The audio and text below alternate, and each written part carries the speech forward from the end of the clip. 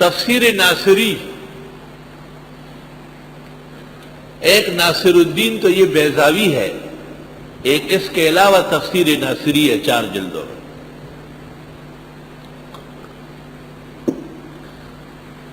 مفسر کا نام تو ابن المنیر ہے،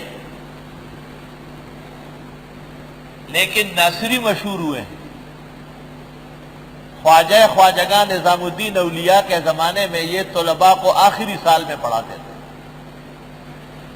اور یہ مکمل رد ہے جار اللہ زمخشری کا، کیونکہ وہ معتزلی ہے۔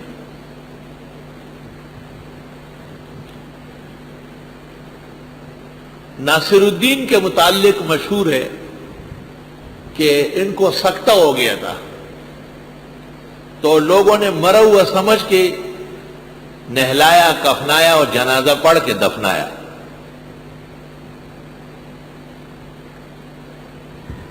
سکتے کے بیمار کے علاج میں سے ایک علاج یہ ہے کہ اس پر ہوا اچھی طرح بند ہو جائے، تو قبر میں تو ہوا بند ہوتی ہے۔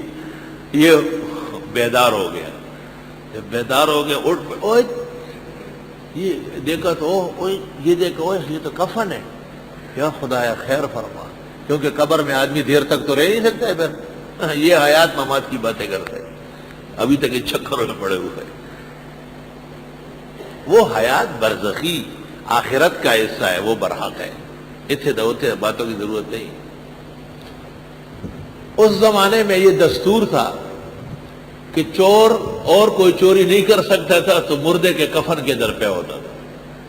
یہ نیا مردہ تھا، رات کو چوروں نے قبر کھولی، اور جب کفن کو ہاتھ لگایا تو اس نے آواز دی کہ میں زندہ ہوں۔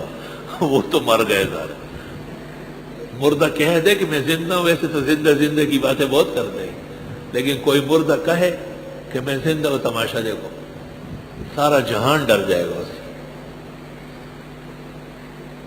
یہ بڑا خفا ہو گیا کہ خواہ مخواہ میری وجہ سے لوگ مر گئے، تو اس نے کفن کی لنگوٹیاں باندھ دی، اور رات کے آخری حصے میں اپنے محلے سے دور محلے میں آیا اور نعرے لگانے لگا کہ لوگوں، میں ناصر الدین ہوں، مجھے سکتہ ہو گیا تھا، تم لوگوں مجھے نہلا کفنا کے دفنا دیا، اب میں زندہ ہو کے آیا ہوں، خدا کے لیے مجھ سے مت ڈرو۔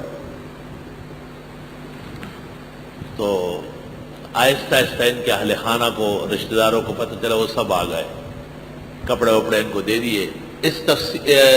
اس کے واقعے کے بعد انہوں نے تفسیر ناصری لکھی ہے۔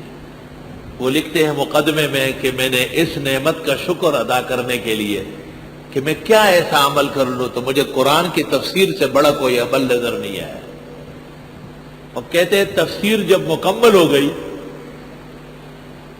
اور 4 جلدیں تقریباً 40 دن میں لکھی، اتنے بڑے عالم تھے، کسی نے ان کو کہا تھا کہ جلدی نہیں مکمل کرے، لیکن تفسیر جب مکمل کی تو 40 دن اور زندہ رہے، 41ویں دن انتقال ہو۔